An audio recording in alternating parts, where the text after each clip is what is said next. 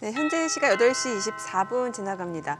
시장 분위기가 많이 바뀐 것 같아요, 11월 들어서. 아니, 미증시도 지금 나흘 연속 상승하고 어제 국내 증시도 그렇고요. 네. 예. 그렇죠.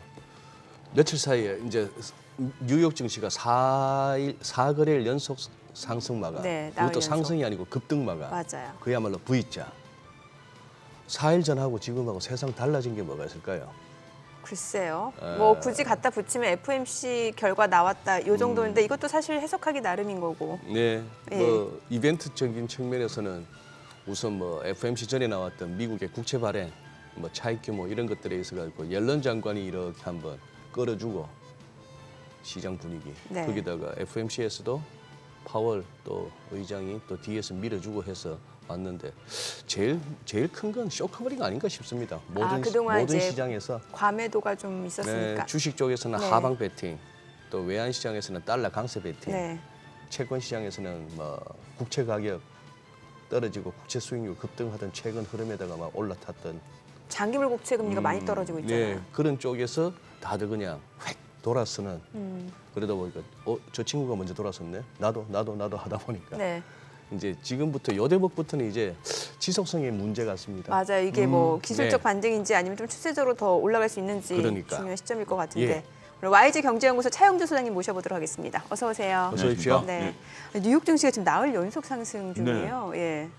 그래서 지금 방금 이준호 선생님 말씀하신 것처럼 연속성에 대한 부분들이 가장 중요할 것 같습니다. 네. 시장이 일단 가장 중심선으로 봐야 될 것은 바로 10년물 국채금리였었겠죠. 그런 것 같아요. 예, 네. 10년물 국채금리가 5%를 터치한 이후에 급속도로 떨어지면서 우리가 이제 시장에 있어서 바로미터를 봤었던 것들이 계속해서 변하지 않습니까? 2022년도만 하더라도 우리가 CPI만 봤었죠. 그러다가 올 초에는 이제 고용과 관련된 네. 이런 부분들을 보다가 그랬습니다. 예. 지금은 이제 10년물 국채 금리가 시장에 있어서 오롯이 중심선 역할을 하고 있다. 그러니까 어떤 하나의 지표가 영원히 지속되는 것이 아니라 지금은 오히려 FOMC 회의보다는 그 전에 있었던 앨런 장관의 미국의 국채 발행 한도의 축소 이거에 따라서 미국의 10년물 국채 금리가 떨어지면서 네. 전반적으로 봤을 때 뉴욕 시장의 훈풍을 더 나타냈다라고 말씀드릴 수가 있겠죠. 오히려 파월이 좀 소외당하는 그런 느낌을 좀 받을 수가 있죠. 파월 의장이 지금 현재 계속해서 똑같은 얘기를 하고 있는데 우리나라 언론에는 두 가지 해석이 다 있는 것 같아요. 여전히 매파적 발언을 했다. 그럼에도 불구하고 한쪽에서는 비둘기파적인 발언을 했다. 뭐 이런 얘기가 나오는데 그렇게 해석이 이렇게 엇갈린 경우는 참 드물었었던 것 같아요. 네. 근데 파월 의장은 원론적인 얘기를 했고 원론적인 얘기라고 한다라는 것은 여전히 우리가 갈 길이 멀다. 우리가 이제 금리 인하에 대해서는 아직까지 신경 쓰고 있지 않다라고 얘기하는 거죠. 어떻게 제가 원론적이라고 얘기하는 건 파월은 당연히 그렇게 얘기해야 되죠. 파월 의장 같은 경우 우리가 이렇게 지금 가뜩이나마 미국의 경제 성장률이 5%에 달하고 있는 상태에서 네. 여기서 허리띠를 풀어주게 되면 이게 확 폭발해 버릴 수가 있는 거 아니겠습니까? 우리가 이제 몸 상태 건강 검진을 갈 때 의사분들께서는 원론적인 얘기를 하죠. 담배 끊고 술 끊고 얘기를 하는 건데 어느 정도 이제 상황이 나아졌는데 당시 이제 술 드시고 담배 피세요 그러면 어느 환자가 그런 것들을 멈추겠습니까? 이제 그런 얘기다라고 우리가 시장은 이제 해석하는 것 같아요. 맨날 하는 얘기. 그리고 그런 것보다는 이제 10년물 국채 금리가 글로벌 현재 지금 이제 전쟁 상황이라든지 다양한 상황에서도 이제 5%를 넘어설 가능성은 그렇다지 높지 않다. 그리고 또 한 가지 앨런 의장이 도와줬다라고 소장님 말씀하셨는데 저도 거기에 적극 공감하는 게 앨런 의장이 지금 현재 국채 발행 한도를 조절함으로써 이것이 미국의 10년물 금리를 건드리게 되고 이 10년물 금리가 4%대 후반에 붙어 있는 상황이 된다 보면 연준 입장에서는 좀 편해졌죠. 금리가 올라가다 보니까 실질적으로 금리 수준이 이제 기준금리보다 밑에 있습니다만 이게 올라가다 보니까 연준이 홀로 금리를 조절했었던 부분들을 앨런 장관이 도와주다 보니까 이게 이제 금리를 더 이상 올리지 않아도 되는 서로 간의 협업 관계 뭐 이런 표현이 적절할지 모르겠습니다만 금리가 어느 정도 이렇게 앨런 장관이 조절해 줌으로써 이 금리에 따라서 연준의 어깨에 대한 무거운 짐이 좀 덜어졌다. 이렇게 네. 좀 해석을 해야 될 것 같습니다. 어찌됐든 이러한 소식들이 시장에 있어서는 긍정적인 소식일 수밖에 없겠고 그렇다면 그동안 하방에 베팅했었던 입장에서 본다라면 일단 한번 이익은 챙기고 봐야 되겠죠. 저도 눈치 게임이라고 저도 이제 단어를 준비해 왔는데 한쪽에서 일단 딱 시작이 되면 이거는 어떤 펀드멘탈에 움직이는 건 아닙니다. 눈치 예. 게임이라는 것은 우리가 단순히 게임을 할 때 뭐 우리가 이제 곱하기 게임은 머리를 써야 되는 거잖아요. 근데 눈치 게임은 옆 사람보다 내가 빨리 일어나는 게 눈치 게임 아니겠습니까? 이런 거기 때문에 이건 펀드멘탈이라기보다는 그동안 하방으로 베팅했던 분들이 빠르게 이게 그것을 청산함으로써 우리나라도 마찬가지고요. 우리나라도 어제 이제 그런 모습들이 나왔고 미국도 현재 그런 모습들이 나오면서 일단 단기적으로는 시장이 더 이상 하방으로 밀릴 가능성은 조금 멈췄다라고 말씀드릴 수가 있겠죠. 문제는 이제 연속성이겠죠. 예. 그 연속성을 확인하는 게 이제 다음 주에 기업들의 실적이 이제 국내외적으로 미국도 그렇고 우리나라도 그렇고 실적이 나타남으로써 과연 어느 정도 실적이 뒷받침돼 주느냐 여기에 달려 있지 않을까라고 말씀드릴 수가 있겠습니다. 차 소장님의 그 설명에 조금 이제 부연하자면은 지난 수요일 날 나왔던 그 미국 재무부의 국채 앞으로 이제 발행 예. 계획이 규모가 줄었다기보다는 늘긴 느는데 만기를 조금 조절했죠. 네, 그러니까 장기채 발행 규모는 조금 시장 예상보다 줄이고 단기채로 하니까 이제 아무래도 시장에서는 뭐 모기지 금리를 비롯해서 여러 가지 주가를 평가하는데도 10년물 기준으로 하다 보니 네. 거기에 이제 좀 도움을 줬다라고 볼 수 있는 거고 그리고 우리 시장도 아니 에코프로비엠이 싸졌다는 느낌도 들고 고가 대비 이렇게 치면은 그런 면도 있지만 어떻게 저런 종목이 하루에 15%를 뛰겠습니까? 저는 쇼크버링 말고는 이해가 안 되는데요. 세 가지로 설명이 충분히 세 가지로. 가능할 네. 것으로 보여집니다. 일단 가장 첫 번째가 쇼크버링입니다. 그러니까 네. 그저께 제가 장을 봤을 때 장이 이제 밀리면서 예. 나름대로 제가 이제 그 공매도가 나오는 것들을 우리가 평가할 수 있는 방법들이 있어요. 어떤 방법이냐면 우리가 이제 매도 호가가 있고 매수 호가가 있습니다. 예. 그런데 공매도는 매수 호가에다 대놓고 주식을 팔 수가 없습니다. 예. 한 가지 오해가 예를 들어서 매수 호가가 10,000원이고 매도 호가가 11,000원이면 예. 10,000원에다 주문을 낼 수가 없어요. 11,000원에다 주문을 내는 거예요. 매도 호가에만 주문을 낼 수 있습니다. 어디가 공매도는요? 공매도는요. 매도 호가에 주문을 내는 겁니다. 아. 매수 호가로 그러니까 때리면서 주가를 끌어낼 수 있는 게 공매도가 아니에요. 아 그래요? 예, 매도 호가에다 이제 걸어 놓는 건데 여기에 만약에 1,000주, 2,000주가 있는데 여기 10,000주가 쌓여 있다. 네네. 네. 그러면 그건 공매도일 가능성이 높죠. 어허. 그러면 내가 이제 공매도보다 빨리 팔아야 되면 여기다 때리는 게 아니라 매수 호가에다 팔게 되는 거 아니겠습니까? 아하. 그러면 주가가 내려오면 여기 따라 내려옵니다. 예. 따라 내려오는 게 순간 뭐 1, 20초 내에 따라 내려오는 게 보이거든요. 네. 그게 이제 나름대로 제가 이제 현장에 오래 있다 보니까 주식시장에 오래 있다 보니까 공매도를 평가하는데 그게 이제 그저께는 보였습니다. 몇몇 2차전지 내에서 보였는데 어제는 그런 게 안 보였어요. 공매도가 들어오지 않고 오히려 매수가 잡아먹는 거죠. 쇼커버링은 잡아먹을 수가 있거든요. 매도가를. 그러면서 예. 이제 올라왔다라고 볼 수 있겠죠. 그러면서 그러면 쇼커버링이 들어왔는데 어떻게 10%가 올라가느냐? 매도 공백이 생긴 겁니다. 매도가 없었던 거죠. 매도 공백은 두 가지입니다. 지금 현재 신용재앙고가 조금 전에 확인해 보니까 18조 8천억까지 줄었습니다. 이게 20조가 대략 3조 2천억이 줄어든 거죠. 네. 신용이 줄어들므로써 저는 에코프로 기준으로 60만 원을 깨지 않는 이상 이제 더 이상 급한 신용 물량은 끝났다. 60만 원을 깨고 내려가면 이제 새로운 신용에 대한 불안감들이 아하. 생기지만 네. 우리가 이제 많은 분들이 얘기할 때 한 17조 정도까지는 신용이 줄어들어야 된다라고 봤는데 그 레벨까지 왔습니다. 그리고 60만 원을 안 깬 거죠. 그러면 새로운 것들이 없죠. 세 번째는 정말 아이러니입니다. 미수 금액에 대한 오류가 있었습니다. 네? 미수 그 금액 체크에 대한 오류가 있었습니다. 이게 뭐냐면 우리가 얼마 전에 두 분도 기사를 보셨겠습니다만 하루에 500억씩 나가던 미수가 5천억이 나갔었다라는 기사가 한번 나오면서 굉장히 화제가 되지 않았습니까? 네. 근데 그 5천억이라는 것이 그동안에 거래소에서 전날 미수가 이제 메꿔지지 않는 것은 다음날 무조건 반대매가 나가니까 그 금액을 발표한 거였습니다. 영풍제지가 이제 들어가 있었던 거죠. 아, 예, 그런데 예, 예. 실질적으로 실질적으로 영풍제지가 지금 4일째 하한까지만 체결은 안 된 거죠. 네. 그러면 5천억은 매일 반대매 나간 것처럼 되지만 체결은 안 된 거죠. 이거를 어떤 한 기자분이 그걸 발견해내서 거래소에 건의를 했고 거래소가 당일날 그걸 바꿔버렸습니다. 그러니까 그동안에 우리가 반대매가 나가야 되겠다라는 것은 거의 100% 체결이 되다 보니까 네. 거래소도 이 부분을 신경을 안 썼던 거예요. 그러다 보니까 미수 금액이 부풀려져 버린 거죠. 그러니까 투심을 오히려 악화시켰던 요소가 됐었다라고 말씀드릴 수가 있겠습니다. 그러다 보니까 지금 미수 금액이 500억 이하로 떨어져 버린 상태거든요. 그러다 보니까 이제 미수에 대한 불안감은 없구나. 투심이 좀 안정됐고요. 첫 번째. 그 오류로 인한 해프닝이 있으면서 오히려 차제에 잘 된 거죠. 이 제도를 개선함으로써 투심이 안정되고 그다음에 이제 신용 물량이 급한 것들은 어느 정도 해소가 됐고 여기에 따라서 지금 이제 금감원에서 공매도 제도에 대해서 전면 개편을 하겠다라고 들여다보겠다라고 얘기를 하고 있는 거 아니겠습니까? 그런 입장에서 충분히 공매도를 한 입장에서 본다라면 한번 챙기고 보자.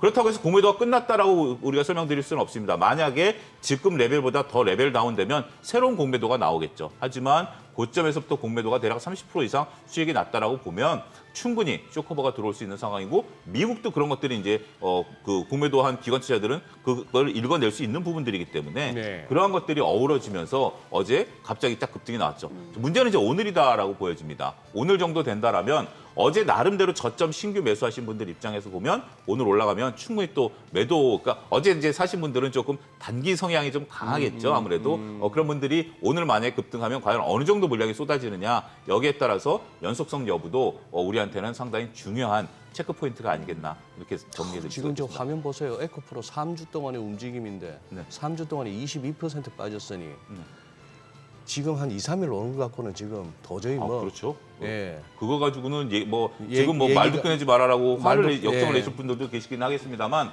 밑에서 어제 사신 분들 오늘 올라가게 되면 짧은 트레이딩이 또 나오는 거예요. 이게 참 아이러니인 것 같아요. 이제 결국 바닥을 잡아가지고 내가 아직까지 내 원금에 갈 길은 멀지만 좀 올라와 줘야 되는데 참 주식시장이 야박하다라는 게 나름대로 그 짧은 것을 매매하고 또 빠져나오시는 분들이 있는 거기 때문에 진득하니 갖고 계신 분들 입장에서 보면 조금 역정을 내실 만한 사안이기도 합니다. 그렇지만 이 주식시장이 또 갖고 있는 하나의 특성이니까 그런데 만약에 여기서 오늘 이제는 뭐 윗꼬리를 달든 월요일 날 윗꼬리를 단다 하더라도 여기서 에코프로 기준으로 60만 원 깨지 않으면 일단은 좀 단기적으로 멈췄다고 봐야 되겠죠. 그러면 우리가 이제 그러면 또 새로운 뉴스가 나올 겁니다. 이게 악재가 반영된 것이다. 지금 이제 2차 전지 부분에 있어서 전기차 재고가 늘어나고 중국의 경쟁이 심화되고 리튬 가격이 떨어졌다라는 것들이 반영된 주가다라는 또 결론이 나오게 되면 여기서는 또 단기 반등은 충분히 가능할 수 있겠죠.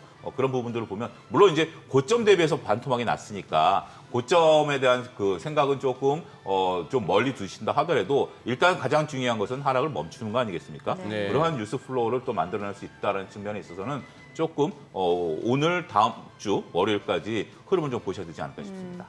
지금 뭐 국내 증시에서 뭐 쇼커버링 좀 수급 얘기를 해봤는데 전 다시 또 뉴욕 증시 좀 얘기 여쭤보고 네. 싶은데 네, 네. 왜냐면은 뭐 테슬라라든지 이제 반도체 관련주들이 좀 올라가면은 또 국내 증시에서는 2차 전지 반도체 또 얘기가 섹터 또 달라지니까. 그럼 좋으니까. 네. 아니 간밤에 애플 실적 발표를 네. 했잖아요. 뭐 그렇습니다. 시장 예상보다는 조금 좋았는데 이제 4분기에 대해서는 좀 가이던스 자체가 조금 암울하다는 측면에서 또 주가에 영향을 주는 모습이었거든요.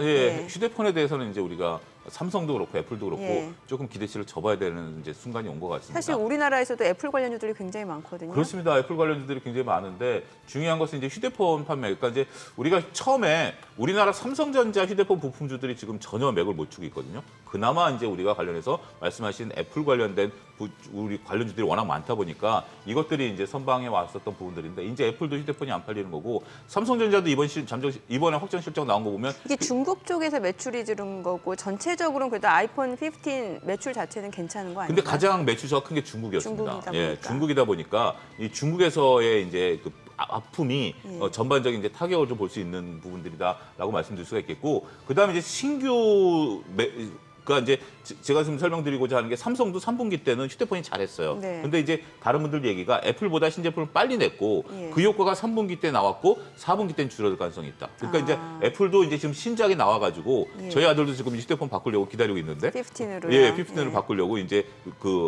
요즘은 이제 2년 주기로 바꾸는 게 아니라 한 4년 주기로 바꾸더라고요. 예. 애플 아이폰도. 그렇게 해서 이제 그게 나오면 그다음에 이제 후속 매수세가 들어와 줘야 되는데 그게 이제 관건이 된다라는 거죠. 삼성도 휴대폰이 3분기 때 잘했지만 어제 나온 모 증권사 리포트를 보면 4분기 때는 급감할 가능성을 우려한다라는 거고 애플 같은 경우도 중국에서 계속해서 해야 되는데 지금 중국의 그 자체 IT 기술이 굉장히 우리가 뭐 이진우 소장님 젊으셨을 때는 일본 제품 우리가 전자제품 많이 쓰지 않았습니까? 그랬었죠. 그때만 하더라도 일본 제품이 정말 가는 게 꿈이었는데 워크맨 하나 차고 워크맨 다니면 하나 뭐 다니는 게 굉장히 이제 꿈이었는데 지금은 일본 제품 쳐다도 안 보는 거 아니겠습니까? 네. 우리나라 제품이 훨씬 더 좋아지는 그런 상황이었고 중국도 이제 그런 형태가 되는 거죠. 화웨이 메이트 60가 엄청 잘 엄청나게 이제 팔린다면서요. 그렇게 되다 보니까 결국 이제 애플은 다른 생태계로 가야 될 것 같아요. 클라우드 근데 이게 소리도 사실 미중 갈등 패권 경쟁이다 보니까 지금 이제 미국에서 그 반도체에 대해서 네. 이제 중국에 수출 규제를 하다 보니까 이게 중국이 맞불 작전인 거잖아요, 일종의.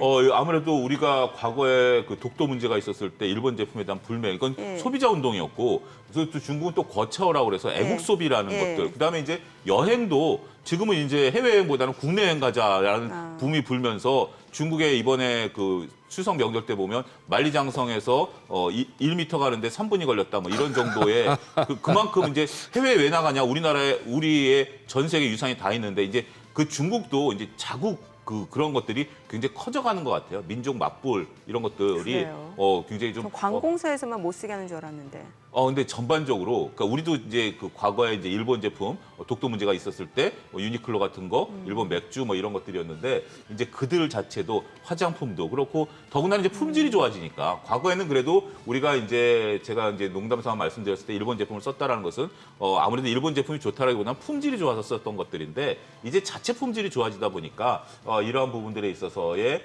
상황들이 조금 달라진다. 물론 여전히 매니아들은 있긴 하겠죠. 테슬라 매니아도 있고 아이폰 매니아들도 있긴 하겠습니다만 전반적으로 옛날에는 나도 저걸 사고 싶다라기보다는 그래 너는 써 나는 이거 쓸래라는 것으로 이제 생각이 구분된다라는 측면에서 보면 조금 애플 입장에서는 이제 긴장해야 되는 그러니까 우리가 어떠한 제품이 이 제품의 그 생명력을 어떻게 유지해 가느냐라는 부분들을 봤을 때는 고도 성장기 이후에는 항상 이것이 좀 줄어드는 것들이 있죠. 그리고 새로운 것들이 들어온다라는 부분들을 또 감안하게 된다라면 벌써 우리가 페이스북 같은 경우 쓰시는 분들이 많이 줄었잖아요. 네. 이제 틱톡도 어느 정도 또 줄어드는 모습들 나타나고 있는 모습들을 좀 보게 된다라면 조금 고민에 빠져야 되는 애플 갖고 계신 분들 입장에서는 한번 여러 가지 주변 상황들을 살펴봐야 되는 그 상황이 됐다. 좀 보수적으로 보시는 거네요, 주가에 대해서. 저는 휴대폰에 대해서는 이제는 좀 보수적으로 좀 봐야 휴대폰 된다. 부문에 대해서, 부문. 아이폰 부문에 대해서. 전반적으로 우리나라 삼성폰도 그렇고 테슬라 같은 경우는 지금 이제 주가가 리바운드가 지금 세죠. 네네. 이틀째 리바운드가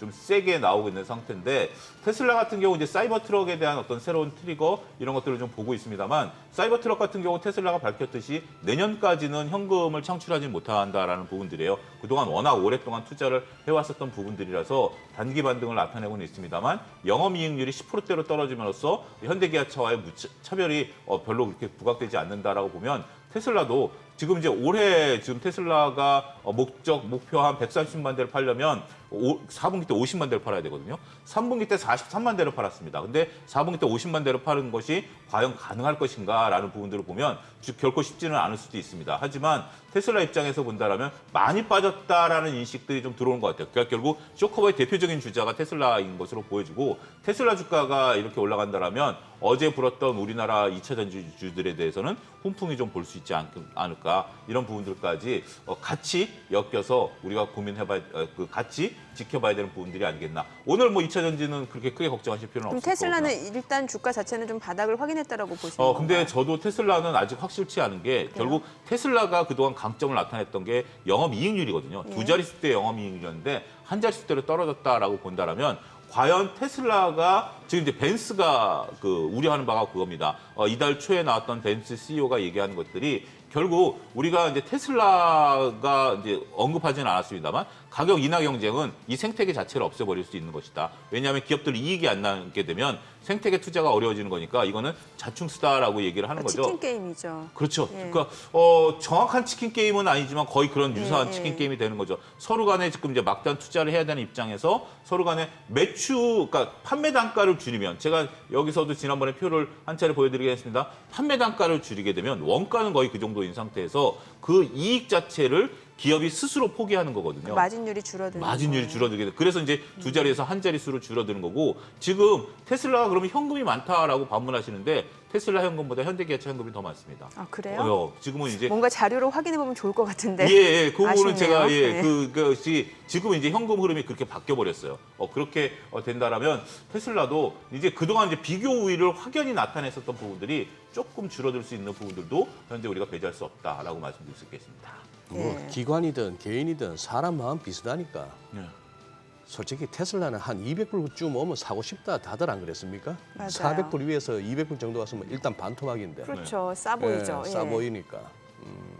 참 어떤 증권사에서는 최근에 보고서를 냈는데 그동안 테슬라 주가가 저평가였다고 했는데 최근에도 고평가라고 얘기를 하니까 이게 헷갈려요. 이렇게 아, 주가는 예, 그렇습니다. 많이 떨어졌는데 고평가라고 예, 하니까 예, 예. 뭐 증권사에서 그렇게 나왔더라고요. 예. 뭐 이렇게 뭐 구글 요즘 워낙에 알고리즘이 네.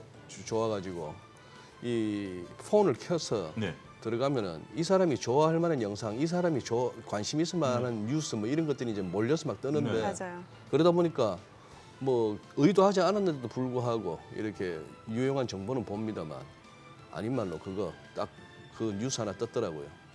이스라엘 팔레스타인 간에 전쟁 나자마자 우리 또 유가 급등 쪽으로 유가 상승 쪽으로 또 이렇게 우리 국내에서 뭐 ETF를 통해서든 뭐든 많이 하셨더라고. 이게 참 만만찮아요 시장이. 그게 지금 전부 지금 아주 골칫덩어리의 포지션이 된 거예요. 그렇습니다. 이제 유가라는 부분들을 조금 저도 오버스럽게 말씀하시는 분들이 있는데 네. 왜냐하면 우리가 지금 이제 이스라엘과 팔레스타인 전쟁이 이제 5차 중동, 그러니까 우리가 유가가 올라가려면 몇 가지 가정법이 있습니다. 지금 이제 이스라엘 팔레스타인 지역은 원유지대가 아니니까 네. 지금 이게 유가를 움직일 수 있는 것은 아니에요. 근데 이제 극단적으로 유가를 움직여야 되는 것은 이란이 호르무즈 해협을 봉쇄했을 경우에 유가가 급등한다라는 거죠. 그런데 과거에 그런 사례가 있었으니까. 근데 과거 이란이 호르무즈 해협을 봉쇄했을 때는 그 건너편에 있는 사우디라든지 뭐 이런 곳들과 같이 전 아랍이 이스라엘을 때렸을 때예요. 근데 예, 지금은 예. 이란만 참전해서는 호르무즈 해협을 막을 수는 없죠.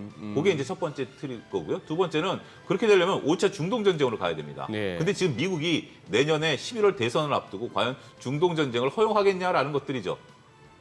그리고 지금 전쟁을 하려면 우리가 이제 단순하게 미사일 몇 방 쏴갖고 전쟁이 일어나지는 않습니다. 전쟁이 하려면 총화가 이루어져야 되겠죠. 결국 많은 이제 군대를 밀집하고 움직여야 되는데 그런 움직임은 현재 국제 뉴스에서 잡히고 있지 않는 거거든요. 우리도 항상 뭐 적대적인 관계가 있을 때는 좌시하지 않겠다, 가만히 있지 않겠다 말로 하지만 우리 실질적인 군대가 움직이지 않으면 이거는 전쟁으로 가는 상황들은 아니거든요. 미국도 현재 지금 파병하려고 했지만 미국 의회에서 반대했지 않았습니까? 지금 가뜩이나마 만약에 미국이 또 파병을 하게 된다면 그것은 어떻게 되죠? 막대한 전비의 소요, 이것은 국채금리의 상승, 이것은 앞으로 대선을 망가뜨리겠다라는 또 이러한 시나리오가 되기 때문에 그 부분에 대해서는 우리가 좀 한번 깊게 파고 들어갈 필요는 있어요. 단지 중동 지역에서 전쟁이 일어났으니 유가가 움직이겠다라는 어떤 그런 내피셜로 접근할 것이 아니라 그러려면 어떤 시나리오가 펼쳐져야 되느냐라고 봤을 때 과연 이 시나리오들이 맞게 가겠느냐라고 봤을 때는 조금 냉정한 시각이 필요하다라고 말씀드릴 수가 있겠죠.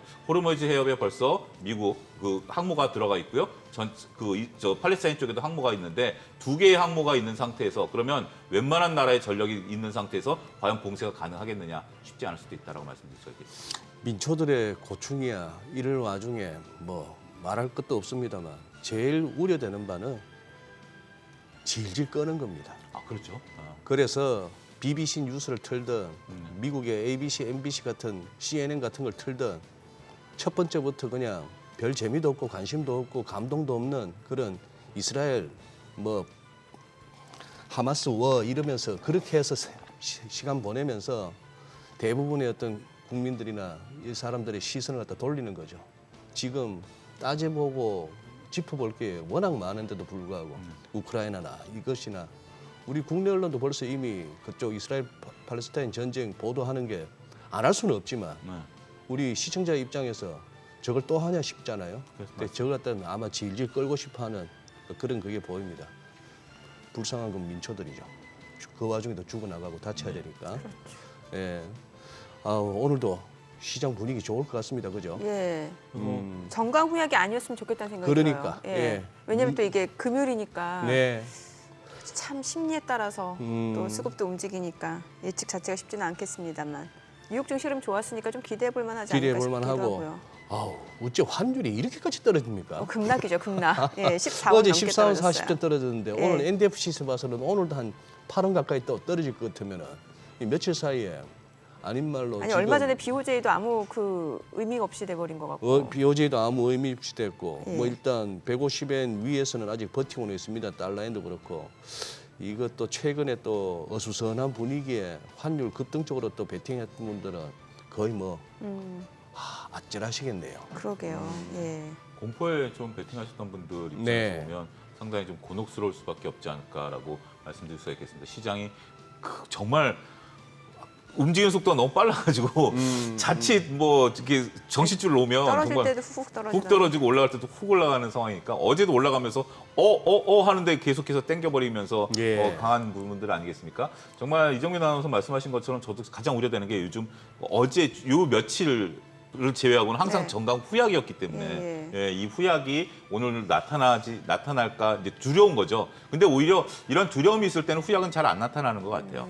그래서 이제 조금 우리 항상 지금 이제 이준석 선생님도 말씀하신 게 그동안에는 공포에 베팅하는 게 맞았었거든요. 네, 네. 근데 이제 이게 하루 이틀 사이에 확 바뀌어 버리니까 아직까지는 이제 요 공포에 베팅하는 것을 청산하기가 조금 좀 지나면 다시 올라오지 않을까 이제 하는 거죠. 그게 포기돼야만 다시 이제 또 이렇게 올라가는 정말 아이러니가라고 말씀드릴 수가 있기 때문에 그래도 시장 분위기 약간은 좀 달라진 것 같아요. 약간은 좀 달라진 것 같습니다. 어제 보니까 반도체 관련주들이 많이 올랐단 말이죠. 이건 예, 뭔가 그렇죠. 조금 그래도 좀 건전해 보이거든요. 네. 예. 그렇습니다. 우리가 이제 두 가지에서 확인이 되는데요.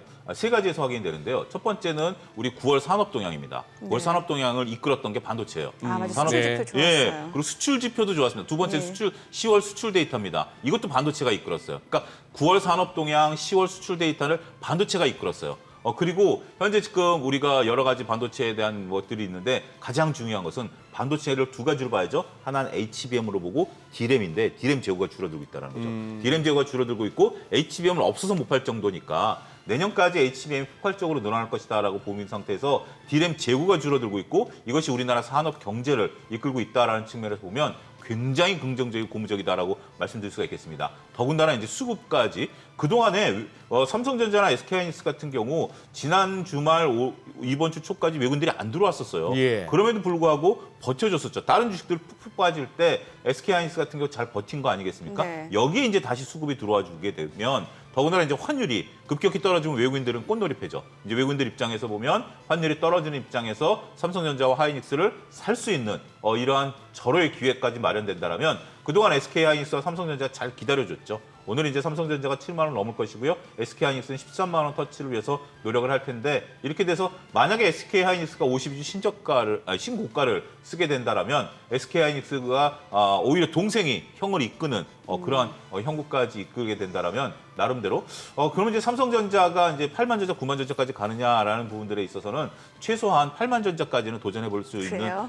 일단 저는 이제 드디어? 레벨이 8만 네. 전자가 일단 첫 번째 레벨이고요. 예. 거기서부터 이제 외국인과 기관의 포지션이 중요한 것 같아요. 왜냐하면 8만 전자까지는 과거에 우리가 이제 2020년, 2021년에 외국인과 기관이 거기까지 샀거든요. 근데 8만 전자에서 9만 전자까지는 개인들의 이제 수급이 들어왔기 때문에 외국인들 레벨까지 들어온 이후에 개인 수급단에 외국인들이 들어와 주느냐가 이제 10만 전자의 문을 여는 관건이 된다라고 보기 때문에 한번 기대해봐도 저는 좋다라고 봅니다. 저는 반도체 부분에 있어서는 여전히 긍정적으로 말씀드릴 수가 있겠고 여기에 따라서 소부장 같은 경우 어제 이제 이스페타시스, 한미반도체, 네. 하나마이크론 같은 경우가 전반적으로 다 좋았었던 상황이고 특히 한미반도체가 굉장히 강하지 않습니까? 그렇죠. 한미반도체가 오히려 고점에서 딱 버텨주고 있는 상황이기 때문에 부품주의 대장은 오히려 이스페타시스에서 한미반도체로 이제 힘이 완전히 넘어왔죠. 그런 부분들을 놓고 본다라면 한미반도체가 시장을 이끌고 SK하이닉스가 시장을 이끌면서 오히려 이제 어떻게 보면 이스페타시스가 형이고 한미반도체 동생이었는데 이제 동생들이 형을 이끌고 끌고 올라가는 그러한 긍정적인 모멘텀이 나타날 가능성이 높지 않겠는가 말씀드리겠습니다. 네, 지금 시각 8시 53분 향해 갑니다. 오늘 양시장 호가 상황 좀 짚어보도록 하겠습니다. 먼저 코스피 예상 체결지수부터 보도록 하죠. 오늘 0.94% 상승 예상되고요. 예상 체결지수 2,365포인트입니다. 아무래도 뉴욕 증시도 뭐 나흘 연속 상승 랠리를 이어갔고 오늘 국내 증시도 역시 상승세가 좀 이어질 걸로 예상됩니다. 코스닥도 1.3% 상승 예상되고요. 예상 체결지수는 783포인트입니다. 시가총액 상위 종목 예상 체결가 보도록 하겠습니다. 지금 호가 상황으로 봤을 때는 삼성전자 약보합 마지막 출발 예상되고요. LG 에너지 솔루션이 3% 넘게 올라갈 걸로 보입니다. 예상 체결가 40만 5천 원이고 SK 하이닉스가 2% 상승 예상됩니다. 예상 체결가 12만 7,800원이죠. 삼성 바이오로직스 지금 호가에서는 움직임 나타나지 않고 있고 삼성전자 우선주가 1.7% 상승 예상됩니다. 예상 체결가는 5만 7,300원으로 집계가 됩니다. 현대차가 2% 상승 예상됩니다. 지금 호가에서 17만 5,500원, 포스코홀딩스가 3.98% 강세 예상되고요. 예상 체결가 44만 4,500원, LG화학도 3.8% 상승 예상됩니다. 47만 3천 원으로 집계가 되고 있습니다. 아무래도 테슬라 주가가 좀 급등을 했고 최근에 많이 빠졌다가 이제 좀 반등을 보여줬기 때문에 국내 증시에서도 이제 2차 전지 쪽으로 다시 한번 저가 매수세가 최근에 들어오고 있는 양상이고요. 기아가 오늘 1.2% 상승 예상됩니다. 예상 체결가 79,500원, 네이버도 2% 상승 예상되고요. 예상 체결가는 19만 4,700원으로 집계가 되고 있습니다.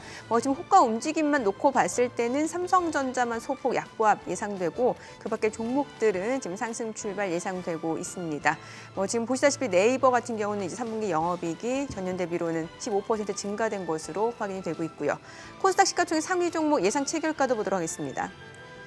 에코프로비엠이 어제 15% 넘게 급등을 했었죠. 오늘 추가적으로 4% 강세 예상되고요. 예상 체결가 22만 6천 원. 에코프로도 4.93% 상승 예상됩니다. 예상 체결가는 68만 원이고요. 셀트리온 헬스케어가 0.6% 상승 예상되고요. 포스코 DX 3% 상승 예상됩니다. 호가에서 5만 1,500원이고 LNF도 1.9% 상승 예상되고요. 예상 체결가는 14만 8,400원으로 집계가 됩니다. HLB가 0.5% 상승 예상됩니다. 예상 체결가 29,800원, JYP 엔터테인먼트가 0.47% 올라갈 걸로 보이고요. 알테오젠도 1% 상승 예상됩니다. 예상 체결가 68,900원, 펄어비스 보합 예상되고 HPSP가 2.6% 상승 예상됩니다. 어제장에서 반도체 장비주들 흐름도 굉장히 좋았고 오늘도 추가적으로 보시다시피 HPSP 상승 예상되고 예상 체결가는 36,250원이죠. 이제 개장까지 5분가량 남았습니다. 오늘도 보니까 지금 호가 흐름 굉장히 좋아 보이거든요. 예. 좋아 보이죠. 네. 2,400에 앞서서 2,370일 같습니다. 코스피 기준으로 보면 네네. 이게 몇천 개, 천몇백 개 이제 종목들이 어우러져서 만들어내는 지수인데도 저 지수의 의미가 그래서 전문가들이나 증권사 리포트에서 저 얘기가 나올 수밖에 없는 게 거기에 맞춰서 그 안에 업종별, 종목별 그건 다르겠습니다만 2370까지 오늘이라도 보려면 볼 수는 있을 것 같은데. 2,370. 네, 그게 아마 지금 첫 고비인 것 같고 거기서 이제 내리꽂고 있는 어떤 21선 저항이나 매물 또 단기 차익 실현 욕구를 갖다가 이제 이겨낼 만한 매수세가 이어지고 바깥에서도 또 뉴욕에서도 고용지표 미국 고용지표 이후에 또 이 랠리가 이어지고 이러면 이제 또 2,400 트라이 이런 식으로 예상되는. 그러나 일단은 개장 초 분위기는 어쨌거나 그러니 위로 오를 때 너무 가파르게 오를 때 매수하는 거나 빠질 때도 너무 가파르게 이렇게 폭포수처럼 떨어지는 이 각도에서 추격 매도하고 이런 거는 진짜 아닌 것 같아요. 매번 느끼지만. 근데 심리는 반대로. 심리는 또 반대로. 주가가 떨어지면 못 나올까 봐 팔게 돼요. 막 팔게 되고 이렇게 또 이렇게 45도에서 갑자기 투더문 각도가 나오면 나만 소외되나 싶어서 또 사게 되고. 사게 되고. 알면서도 그래요. 예, 네. 그게 어떻게 보면 이게 투자가 항상 보면 후회하게 되는 이제 그런 거죠. 그러니까 저희는 이제 농담 삼아 그랬습니다. 머리가 잘못됐냐, 버튼을 누른 손가락이 잘못됐냐, 이제 저희는 이제 증권사 할 때 이제 그런 농담들을 한 겁니다. 이제 여기 뇌하고 손하고 거리가 너무 멀죠. 예, 그러니까 이제 이것도 어떻게 보면 이제 핑계를 대는 거죠. 네. 이제 내가 결정을 내려놓고도 손가락이 지가 눌렀다 이제 그렇게 항상 이제 남한테 미루는 그 인간의 항상 예전 같으면 엔터키를 쳤다 하지만 요즘은 어지간하면 다 모바일로 하시니까. 그러니까 이걸 갖다가 눌렀는데 예. 누르고 나서 마음이 편하시면 어지간하면 그거는 터지지 않고 나와요. 네, 근데 그렇죠. 눌렀는데 갑자기 뭔가 찌릿하고 예. 기분이 안 좋으면 이거 안 좋아요, 이거. 그러니까 뒤끝이.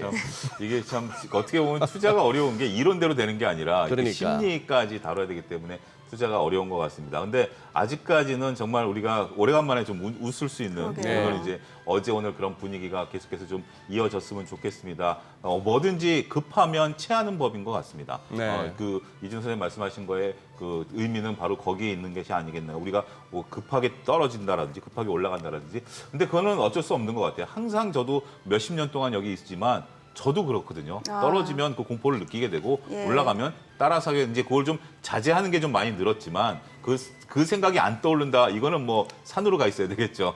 그런 부분들이긴 합니다만 글쎄요. 오늘 일단은 오히려 좀 올라왔다가 조금 주춤해 주는 것이 그러면 속도 조절이 좀 나오는 거 아니겠습니까? 원래 반등은 나올 때는 세게 나와야 되니까 어제 거는 충분히 우리가 인정할 수 있다라고 보여집니다. 오늘도 급하게 나오면 오히려 체할 수 있겠죠. 근데 오늘은 적당하게 속도 조절을 해주면 월요일, 화요일 여기서 똑같이 이틀만 속도 조절을 해주면 저는 그 단기 배팅은 충분히 가능한 영역에 들어왔다라고 평가를 내릴 겁니다. 이런 시나리오를 좀 나름대로 작성해 보시고요. 오늘 아침에 이제 호가들이 지금 이제 한 1분, 2분 정도 남았습니다만 이 정도 호가라면 저는 상당히 좀 뭐 긍정적이다라고 보여집니다. 오히려 지금 이제 좀 4, 5%씩 붙었다가 잠깐 주춤한 것 같은데 그러다가 결국 한 5, 6% 정도에서 끝나주게 된다라면 저는 제 나름대로 시나리오는 매우 긍정적이다라고 말씀드릴 수가 있겠죠. 2차 전지 반도체 다 좋습니다. 전반적으로 좋은 상태고 최근에 밀렸던 엔터, 조선 다 지금 좋고 또 제약바이오까지 호가가 이렇게 좀 땡기고 있다라고 본다라면 특별히 빠지는 것 같은 경우는 그동안 실적이 좀 안 좋았었던 것들 몇몇 종목들만 지금 호가 상황으로 조금 하는데 지금 정도 호가라면 이제 1분 정도 남았습니다만 거의 뭐 동시호가랑 거의 비슷할 정도의 수준이 아니겠나라고 싶습니다. 낙폭과대 종목 위주로 현재 호가가 들어오고 있는 상태고 이러한 호가들이 계속해서 좀 끝까지 뒷받침을 해줘야 되지 않을까 싶습니다. 뭐 빠지는 종목 찾기가 더 어려운 것 같아요. 올라가는 종목도 나오고 어제 나왔던 아시아나항공과 대한항공 같은 경우도 지금은 시장에 좀 반영이 됐다라고 말씀드릴 수가 있겠죠. 화물 매각과 관련해서 아시아나항공 같은 경우도 지금 보합 나오고 있고 대한항공도 뭐 강보합 정도 나오고 있다라면 긍정적으로 봐야 되지 않을까 말씀드릴 수가 있겠습니다. 네. 요즘도 차 소장님 폰으로 차영주입니다 하면서 뭐 문자 옵니까? 종목 소개시켜주겠다고 오는 문자 있잖아요. 예. 아직도 있어요? 예.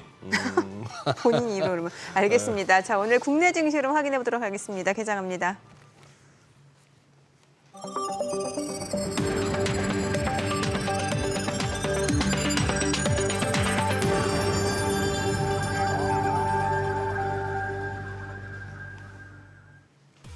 네, 11월 3일 금요일 국내 증시 개장했습니다. 11월 들어서 분위기가 좀 많이 달라진 것 같습니다. 뉴욕 증시도 나흘 연속 상승 랠리를 이어간 모습이고요. 특히 FOMC 정례회의 결과 이후 시장 심리는 많이 좋아지는 것 같습니다. 실제로 장기 채권 국채 수익률 같은 경우가 좀 많이 떨어지면서 투자 심리 호전을 이끄는 양상이었고 어제 국내 증시도 이제 외국 기관 매수세가 유입되면서 상승을 보여줬습니다. 특히 반도체주들 강세, 수출 지표가 굉장히 좋았거든요. 미증시에서도 필라델피아 반도체 지수가 많이 올랐고요.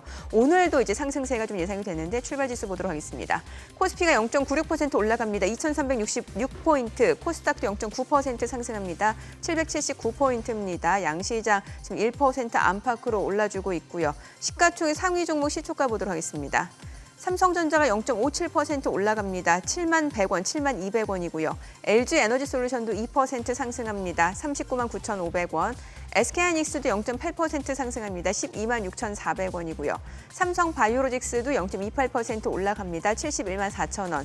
삼성전자 우선주도 0.36% 올라갑니다. 5만 6,600원이고요. 현대차도 1.6% 상승합니다. 17만 4,900원. 포스코홀딩스도 2.9% 올라가죠. 44만 원이고요. LG화학도 2.6% 상승합니다. 46만 8,500원. 네이버가 2% 올라갑니다. 19만 4,700원. 기아도 0.7% 올라가면서 7만 9,100원 선에서 거래됩니다. 일단 시가총액 10위권 내에서는 지금 전 종목이 상승을 보여주고 있는 상황이고 종목에 따라서는 또 일부 음봉이 좀 보여지는 종목들도 있습니다. 좀 물량들, 차익 실현 물량들이 조금 나오고 있는 것도 확인이 되고요. 코스닥 시가총액 상위 종목 시초가도 보도록 하겠습니다. 코스닥 쪽은 지금 에코프로비엠이 5.9% 올라갑니다. 이미 뭐 어제장에서도 15% 넘게 급등을 했는데 오늘 추가적으로 강세 흐름 이어갑니다. 23만 원이고요. 에코프로도 4.16% 상승합니다. 67만 6천 원. 셀트리온 헬스케어가 약보합권이고요. 포스코 DX가 2.6% 올라갑니다. 5만 1,300원이고요. LNF가 3.5% 상승하면서 15만 700원에 거래되고 있습니다. HLB는 0.8% 지금 하락 흐름 보여주고 있는 상황이고요. 주가 자체는 29,450원. JYP 엔터테인먼트가 1% 올라갑니다. 10만 8,600원이고요. 알테오젠 1% 떨어집니다. 펄어비스 0.5% 하락이고요. HPSP가 강보합권입니다. 35,350원에 거래되고 있습니다. 자, 지금 오늘 좀 올라가는 섹터 간단하게 좀 짚어볼게요. 지금 리튬 관련주들 흐름이 좋습니다. 강원에너지가 5% 강세고 금양이 4% 상승 중이고요. 뭐 에코프로 앞서 보셨죠. 포스코엠텍이 3.8% 올라가고요. 그밖에 세비캠 4% 상승합니다. 포스코 퓨처엠도 3.8% 올라갑니다. 웰바이오텍, 코스모화학, 포스코홀딩스, 지오릿 에너지 지금 모두 상승 중이고 이제 리튬 관련주로 좀 엮여 있는 상황이고요. 뭐 그밖에 봤을 때는 앞서 보셨다시피 2차전지 전고체 관련주들도 상승을 보여주고 있는 상황입니다. 전고체 관련주 내에서는 이수 스페셜티 케미칼이 6% 강세고요. 그리고 덕산 테코피아도 3% 올라가고요. 레몬도 4% 상승, 대주전자재료도 지금 2.7% 올라갑니다. 74,100원이고 그밖에 뭐 LG에너지솔루션, CIS, 테이페스, 아바코 다 지금 상승을 보여주고 있습니다. 2차 전지 내에서는 또 전고체 관련주, SKC 같은 경우는 이제 동박 관련주로 볼 수 있죠. 최근에 주가도 다시 한번 반등을 보여주고 있고 오늘도 4% 올라갑니다. 87,000원에 거래되고 있습니다. 그동안 주가가 좀 많이 조정을 받았었죠. 지금 시각 9시 3분 지나갑니다. 수급 상황 좀 체크를 해보도록 하겠습니다. 자, 오늘 유가증권 시장에서는 지금 개인 투자자가 순매수를 보여줍니다. 현재 708억 원 매수 우위고요. 외국인은 222억 원, 기관은 131억 원 매도 우위를 나타냅니다. 코스닥에서도 개인 투자자가 순매수 보여줍니다. 936억 원 순매수고요. 외국인과 기관은 각각 674억 원, 235억 원 매도 우위를 나타냅니다.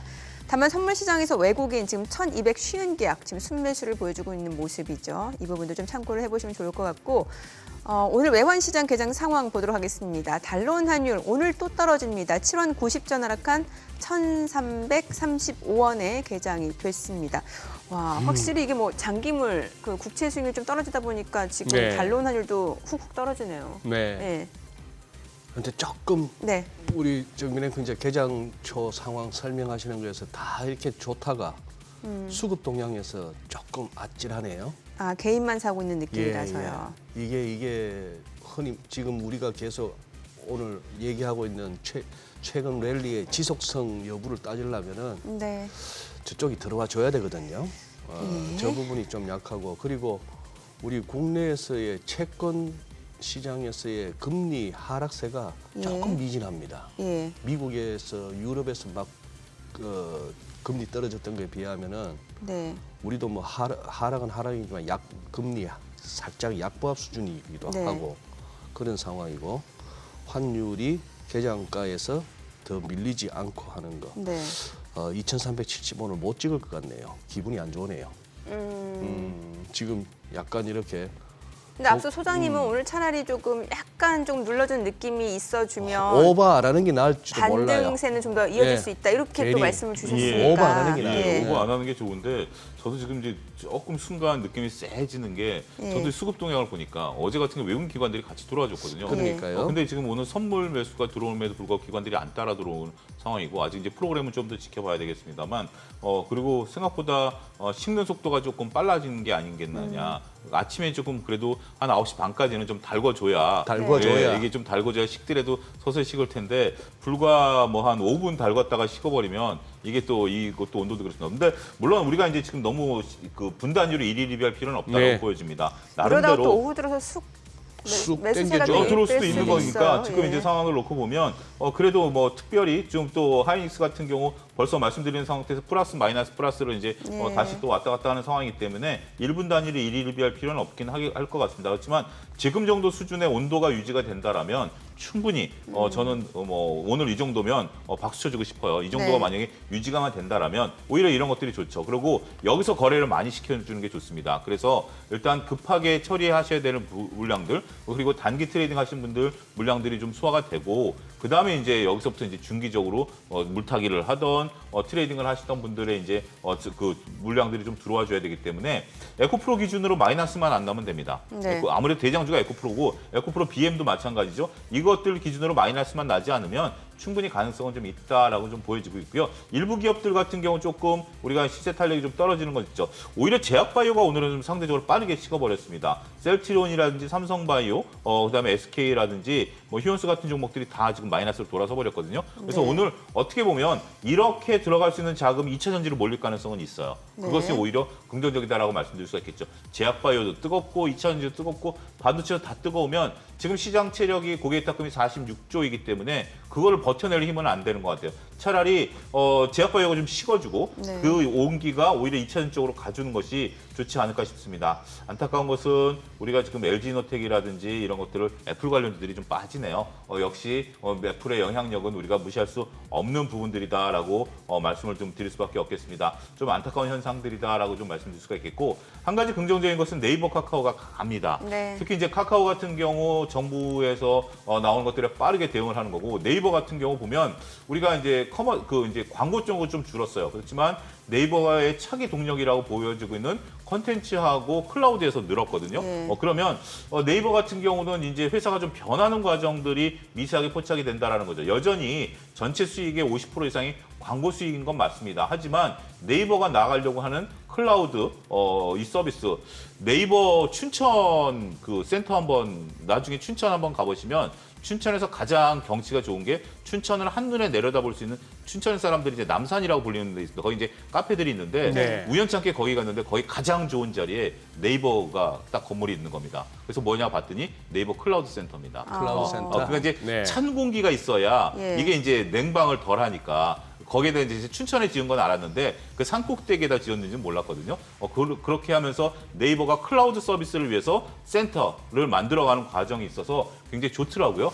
충분히 이거 보면서 네이버 좀 이거 좀 내가 봤던 네이버랑 좀 느낌이 다른데라는 좀 관점을 생각을 해봤는데 어쨌든 네이버 같은 경우 이렇게 우리가 이제 클라우드 서비스 쪽이 나타난다라면 카카오는 좀 다를 수 있습니다. 아무래도 지금 정부가 카카오를 좀 많이 들여다보고 있는 거고 네. 대통령께서도 언급을 하셨기 때문에 이 부분에 대해서는 좀 쉽지 않을 수는 있긴 하겠습니다만 그래도 네이버와 카카오가 같이 움직인다는 측면에 있어서는 오늘 시장에서 가장 눈에 들어오는 거 그리고 상승 탄력이 가장 강한 거는 오히려 네이버 카카오가 아니겠나 이 부분 좀 말씀드리도록 하겠습니다.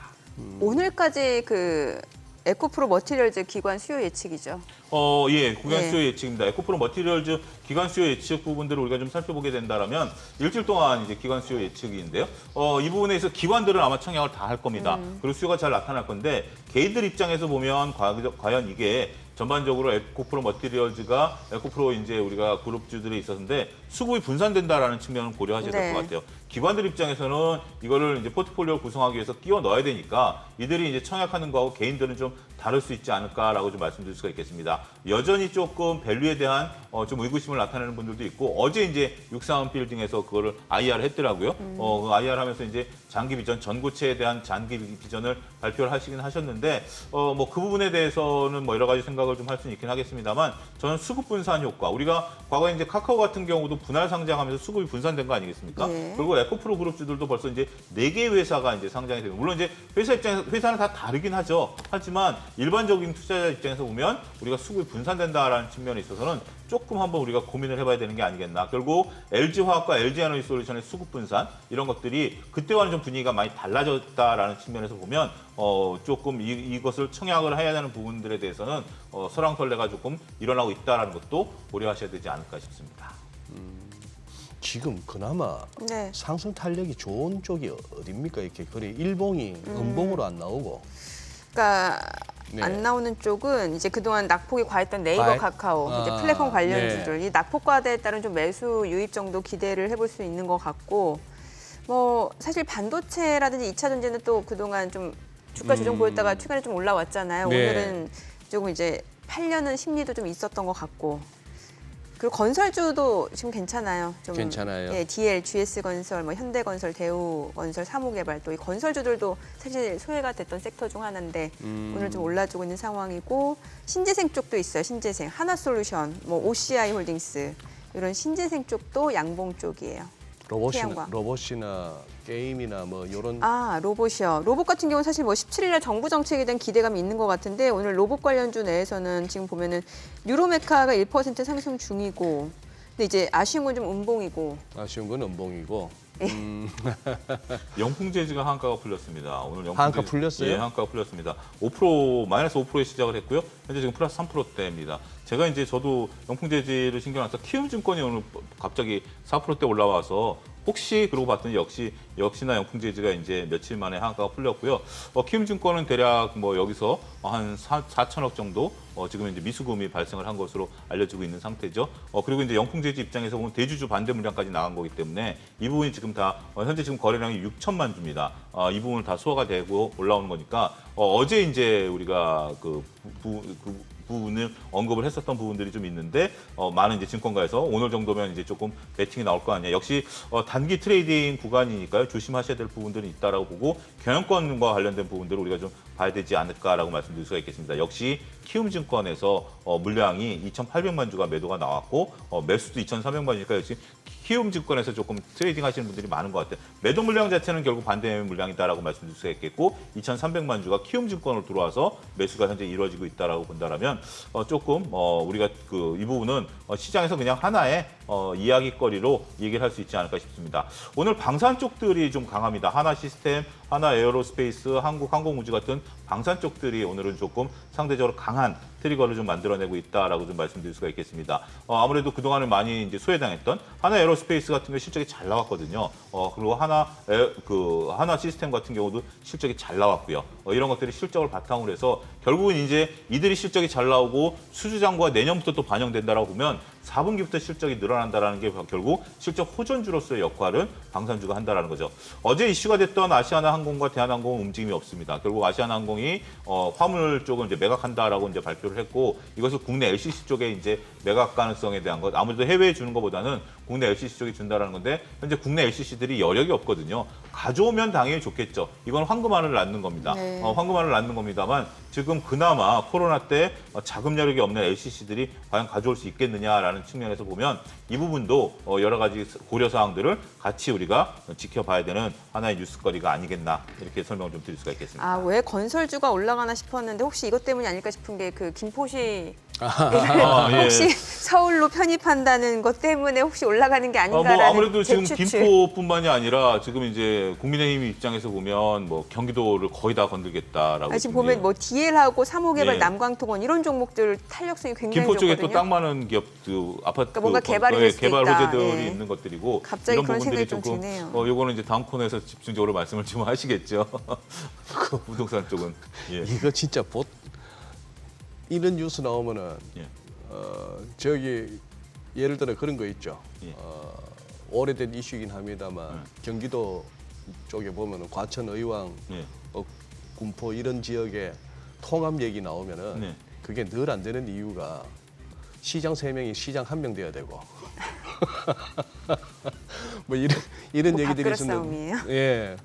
야, 이거 근데 지금 이 김포시 편입 얘기도 어떻게 보면 좀 뜬금없이 나왔고 그리고 이 공매도 얘기도 어떻게 보면 지금 시장 그 막 총선용이라는 얘기가 예, 그런 굉장히 어떤 시선을 많으니까. 왜냐하면 이게 그렇게 왔다 갔다 할 게 아니거든요. 제도만 제대로 딱 이렇게 제대로 된 제도만 잡혀 있으면은 공매도 높다 싶으면 공매도 치는 거고 그렇죠. 싸다 싶으면은 뭐 미수 빚을 내서라도 사는 거고 거기서 각자가 이제 책임지면 되는 건데 네.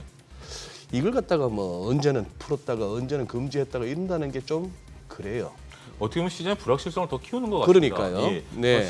시장에 있어서 공매도에 대해서 호불호가 있긴 합니다만 저는 공매도에 대해서는 찬성하는 입장인데 중요한 것은 잘 만들어서 제도를 만들어서 누구든지 할 수 있게 저도 공매도를 할 수 있고 기관도 할 수 있고 똑같이 기관과 제가 똑같이 공매도를 하고 제가 책임지면 되는 거거든요. 네. 근데 개인들한테는 책임감이 무거우니까 못하게 하고 예. 기관들은 한다라는 것에 대해서는 저도 상당히 불만이 큰 투자자이거든요. 때로는 저도 고평가된 종목들이 보여요. 그렇고 나서 근데 제가 잘못 본 건 제가 책임지는 거잖아요. 근데 어쨌든 그런 제도 입장에서 근데 또 공매도를 금지한 것이 우리가 또 현 정부가 지금 그 과거 정부도 그렇고 우리가 MSCI 선진국 지수에 들어가기 위해서 지속적으로 노력하고 있지 않습니까? 이번에 MSCI 선진국 지수에서 떨어졌던 7개인가 8개 이유 중에 마지막 번이 우리가 코로나 때 공매도를 금지시켰던 거. 그게 하나의 또 이유였었거든요. 그러니까 이것이 우리가 MSCI 선진국 주제에 들어갈 진짜 의향이 있는 것이냐 네. 그런 부분들까지도 우리가 한번 되새겨야 된다. 결국 제도를 손봐야지 이것을 뭐 시에 따라서 멈췄다 넣었다 멈췄다 글쎄. 넣었다 이거는 네. 오히려 불확실성만 키울 수밖에 없다. 저는 그렇게 말씀드릴 수가 있겠습니다. 네. 오늘 내용 잘 들었습니다. 네, 고맙습니다. 고맙습니다. 감사합니다.